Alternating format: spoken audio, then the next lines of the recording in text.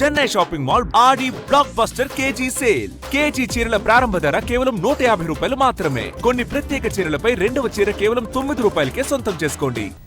సాగు భూముల లావాదేవీల పోర్టల్ ధరణిపై సమగ్ర విచారణ చేపట్టేందుకు ప్రభుత్వం ప్రత్యేక విచారణ కమిటీకి విస్తృత అధికారాలు అప్పగించింది. పోర్టల్ సాఫ్ట్వేర్ రూపకల్పన నుంచి టెండరు ప్రకటన, బిడ్ల దాఖలు, నిర్వహణదారుడి ఎంపిక, పోర్టల్లో లావాదేవీలు, పోర్టల్ వెలుపల జరిగిన అనుమానాస్పద లావాదేవీల నిగ్గు తేల్చే బాధ్యతలను అప్పగించింది.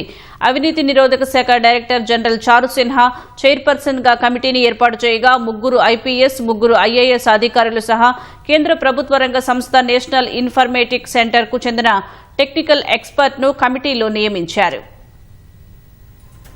ధరణి పోర్టల్లో భూ అక్రమాలను నిగ్గు తేల్చేందుకు రాష్ట్ర ప్రభుత్వం రంగంలోకి దిగింది. ఇప్పటికే ధరణిలో అక్రమాలకు సంబంధించి పలు వేదికలపై ముఖ్యమంత్రి రేవంత్ రెడ్డి, రెవెన్యూ శాఖ మంత్రి పొంగులేటి శ్రీనివాసరెడ్డితో పాటు కాంగ్రెస్ జాతీయ నాయకులు పలుమార్లు పేర్కొన్నారు. పోర్టల్ బాధ్యతలను ప్రైవేటు సంస్థ నుంచి తప్పించి ఎన్ఐసికి అప్పగించి భూభారతిగా పేరు మార్చారు. ఈ క్రమంలో భూ అక్రమాలను వెలికితీసేందుకు తొలుత ఫోరెన్సిక్ నిపుణుల కమిటీలను ఏర్పాటు చేసి అక్రమాలపై ప్రాథమిక సమాచారాన్ని తీసుకుంది.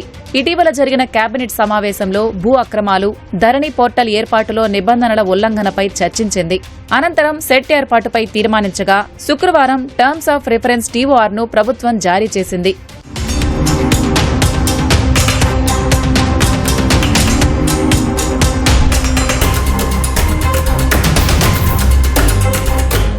ఇప్పటికే ప్రభుత్వం దృష్టికి వచ్చిన విధానపరమైన నిర్ణయాల్లో లోపాలను, ఇతరత్ర అంశాలను సెట్ ముందుంచింది. వీటన్నిటిపై విచారణ చేపట్టి ఆధార సహితంగా గుర్తించాలంది. 2020 అక్టోబర్ 29న ధరణి పోర్టల్ ప్రారంభమైంది. తెలంగాణ టెక్నాలజీ సర్వీసెస్ ఈ టెండర్ను పిలవగా బిడ్ల దాఖలు, వాటి మదింపు, టెండర్ కేటాయింపు, డిజైన్, అభివృద్ధి, ఆపరేషన్ అండ్ మెయింటెనెన్స్ కు సంబంధించి విధానపరమైన లోపాలున్నట్లు అనుమానాలున్నాయి. చట్టబద్దంగా టెండర్ జరిగిందా అనే దానిపై విచారణ చేపట్టనున్నారు. ప్రభుత్వం ఎంపిక చేసిన సంస్థకు సంబంధించి అప్పట్లో దివాలాపరమైన ఆరోపణలొచ్చాయి. వీటి లోపాలకు సంబంధించి బాధ్యులను నిర్ధారించాలని సెట్కు నిర్దేశించారు. అదే సమయంలో సదరు సంస్థలోకి పెట్టుబడులు రాగా ఆ వివరాలేవీ ఆర్బీఐ, ఎస్ఈబీఐ వద్ద నమోదు కాకపోవడం వంటి వాటిపైన విచారించనున్నారు.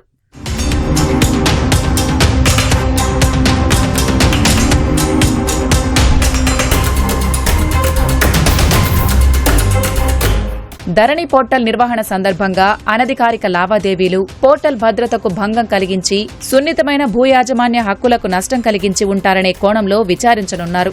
పోర్టల్లో లావాదేవీల రుసుం చెల్లింపుల గేట్వేలో లోపాలుండడం, నిబంధనల ప్రకారం రుసుం ప్రభుత్వానికి జమ కాకపోవడం వంటి లోపాలు వెలుగుచూశాయి. ధరణి వెలుపల జరిగిన లావాదేవీలతో పలువురికి లబ్ధి చేకూరడం, అధికారిక పని గంటలు ముగిశాక కార్యాలయాల బయట లావాదేవీలు జరగడం, ఆడిటింగ్ లేకపోవడం, పోర్టల్లోకి లాగిన్ అయిన ఆధారాలేవీ లేకుండా చేసిన అంశాలపై విచారణ చేపట్టనున్నారు. వీటన్నింటినీ పరిశీలించి బాధ్యులపై చట్టపరమైన చర్యలు చేపట్టాలని విచారణ సంస్థలకు సెట్ సిఫార్సు చేయనుంది. విచారణ కమిటీకి అవసరమైన సహకారాన్ని ప్రభుత్వ విభాగాలు అందించాలని ఆదేశించింది. అవసరానికి అనుగుణంగా ఫోరెన్సిక్, టెక్నికల్ ఏజెన్సీలు, డొమైన్ ఎక్స్పర్ట్ల సహకారం తీసుకునేందుకు వారిని నియమించుకునే అధికారాలను కల్పించింది. ఎప్పటికప్పుడు మధ్యంతర నివేదికలు అందజేయాలని, పోర్టల్ భద్రతకు సంబంధించి అవసరమైన సిఫార్సులు చేయాలని సెట్ను ప్రభుత్వం ఆదేశించింది.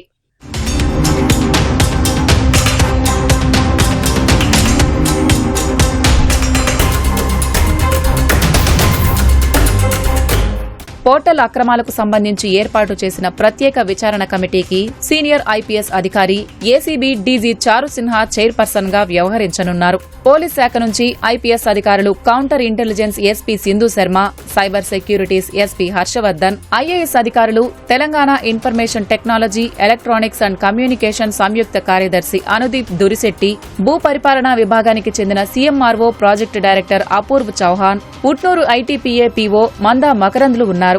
నేషనల్ ఇన్ఫర్మేటిక్ సెంటర్కు చెందిన ఓ సాంకేతిక నిపుణుడిని నియమించారు.